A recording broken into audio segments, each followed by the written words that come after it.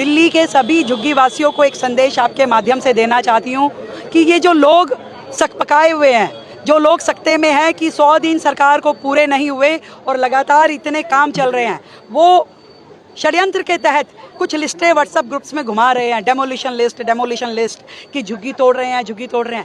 एक भी झुग्गी बस्ती, एक भी झुग्गी कॉलोनी दिल्ली की नहीं टूटने वाली।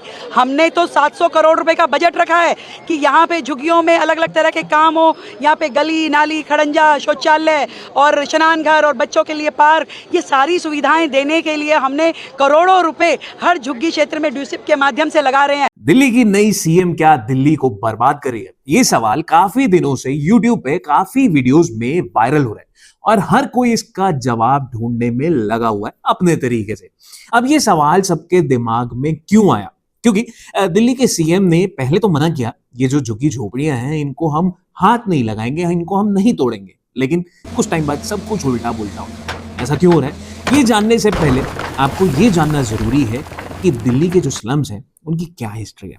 दिल्ली में जो स्लम्स हैं यानी झुग्गी बस्तियां, इनका जो हिस्ट्री है ना वो काफी कॉम्प्लेक्स और बहुत पुराना है। इसकी शुरुआत मोस्टली अर्बनाइजेशन और रूरल से अर्बन माइग्रेशन के साथ हुई थी। इंडिया के पार्टीशन के बाद बहुत सारे लोग पाकिस्तान से दिल्ली माइग्रेट करके आए। उनको रहने के लिए जगह चाहिए थी और इस वजह से क्योंकि कोई जगह नहीं थी तो कई इनफॉर्मल सेटलमेंट्स और झुग्गी बस्तियां बनने लगी। उसके बाद भी जॉब्स और बेटर लाइफ की तलाश में गांव से लोग दिल्ली आते रहे।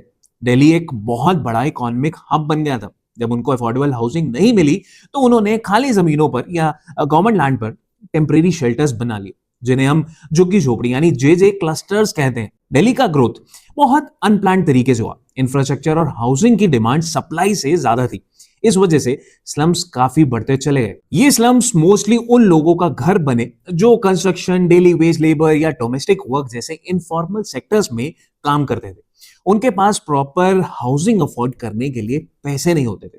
गवर्नमेंट ने टाइम टू टाइम कुछ पॉलिसीज बनाई है, जैसे स्लम एरियाज एक्ट 1956। पहले एमसीडी का स्लम एंड झुग्गी झोपड़ी जे डिपार्टमेंट इनको मैनेज करता था और अब Delhi urban shelter improvement board, जिसे हम DUSI भी कहते हैं, इनका काम स्लम्स को इंप्रूव करना या उन्हें रीलोकेट करना है। दिल्ली में स्लम्स को डेमोलिश करने और लोगों को रिलोकेट करने का भी एक लंबा हिस्ट्री है। कई बार गवर्नमेंट ब्यूटिफिकेशन ड्राइव्स या इंफ्रास्ट्रक्चर प्रोजेक्ट्स के लिए स्लम्स को हटाती है। जैसे कॉमनवेल्थ गेम्स 2010 में जो हुए थे, उस टाइम पर भी काफी डेमोलिशंस हुए थे। जब स्लम्स को हटाया जाता है तो लोगों को दूसरी जगह रिलोकेट किया जाता है, लेकिन ऑफन ये रिलोकेशन साइट्स शहर से बहुत दूर होती है, जहां से उनके काम काज की जो जगह होती है वो दूर हो जाती है और बेसिक फैसिलिटीज भी कम होती है। इसलिए लोग वहां रहने से कतराते हैं या वापस पुरानी जगह के आसपास ही आ जाते हैं।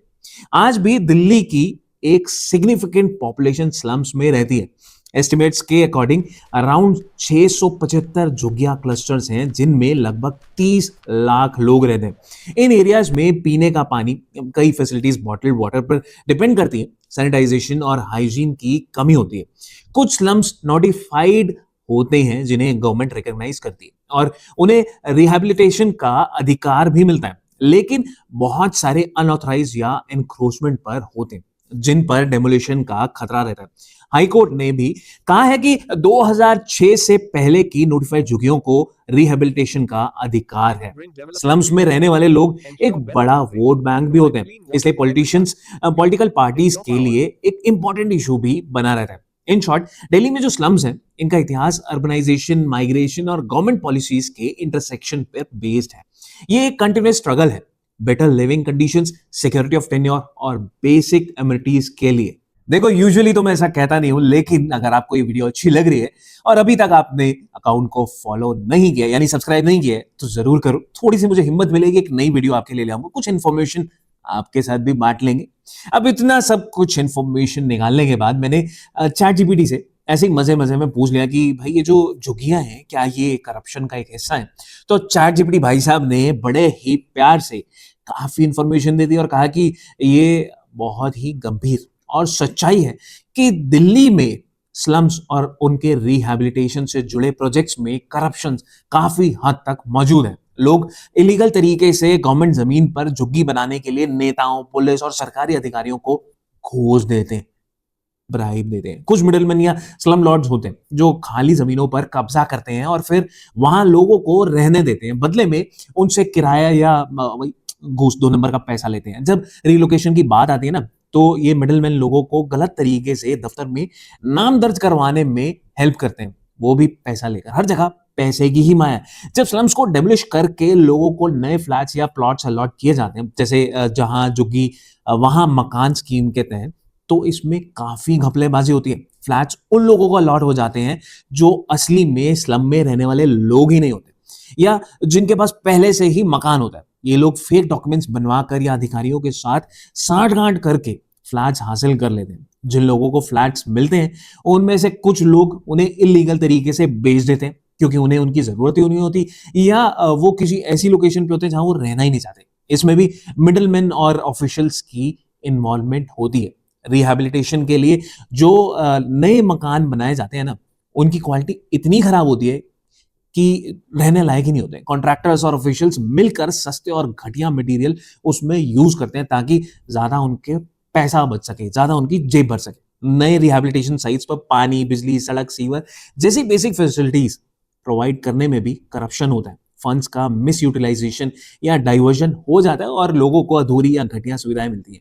डेमोलिशन ड्राइव्स के दौरान जो करप्शन है ना, वो भी देखी जाती है, जहां लोगों को डराया धमकाया जाता है या उनसे घूस लेकर थोड़ा और समय उन्हें दिया जाता है रहने के लिए। सम ड्वेलर्स एक बड़ा वोट बैंक है। पॉलिटिशियंस उन्हें वोट के लिए यूज करते हैं और कई बार इलीगल सेटलमेंट्स को भी प्रोटेक्ट करते हैं या डेमोलिशन को रोकने का वादा करते हैं, बदले में वोट हासिल कर लेते हैं। पार्टीज एक दूसरे पर स्लम्स के मुद्दे पर करप्शन के आरोप लगाती रहती है।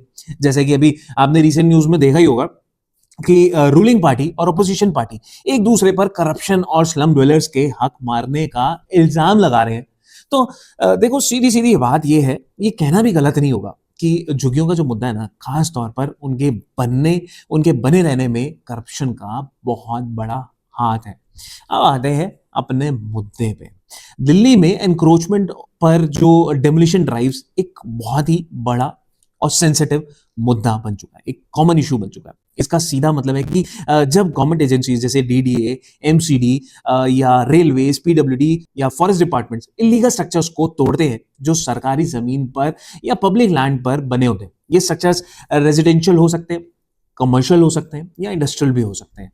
अब सबसे बड़ा सवाल ये है कि क्यों होती है ये डेमोलिशंस? तो सबसे कॉमन रीजन है सरकारी जमीन पर बिना परमिशन के कब्जा करना। कई बार हाई कोर्ट या सुप्रीम कोर्ट के ऑर्डर्स पर ये ड्राइव चलाए जाते हैं। जैसे अगर एनक्रोचमेंट की वजह से कोई पब्लिक प्रोजेक्ट रुक रहा है या एनवायरमेंटल रीजन दिल्ली का मास्टर प्लान होता है, जैसे डिसाइड करता है, मतलब जो डिसाइड करता है कि जमीन पर क्या होगा। अगर कोई कंस्ट्रक्शन मास्टर प्लान के रूल्स को फॉलो नहीं करता तो उसे इलीगल माना जाता है। कुछ स्ट्रक्चर्स ऐसे होते हैं जो अनसेफ होते हैं, खासकर अगर वो पब्लिक एरियाज में हो या इंफ्रास्ट्रक्चर को नुकसान पहुंचा रहे हो। एजेंसीज पब्लिक लैंड को वापस लेना चाहती हैं ताकि उनका प्रॉपर यूज हो सके और फ्यूचर डेवलपमेंट प्रोजेक्ट्स के लिए काम आ सके। ओवरऑल दिल्ली में एनक्रोचमेंट पर डेमोलिशन ड्राइव्स एक कॉम्प्लेक्स इशू है जो अर्बन डेवलपमेंट, लीगल कंप्लायंसेस और ह्यूमन राइट्स के बीच बैलेंस बनाने की कोशिश करता है। अगर देश को बेहतर बनाना है तो कुछ ऐसे कदम उठाने पड़ेंगे जो किसी को तो फायदा देंगे, किसी को नुकसान। अब आने वाले टाइम में ये देखना जरूरी है कि ये सिर्फ दिल्ली का मुद्दा है या पूरे इंडिया में ऐसा कुछ होगा। ऐसी और इंफॉर्मेशनल वीडियोस के लिए देखते रहिए रेडियो वाला पुनीत को। Thank you.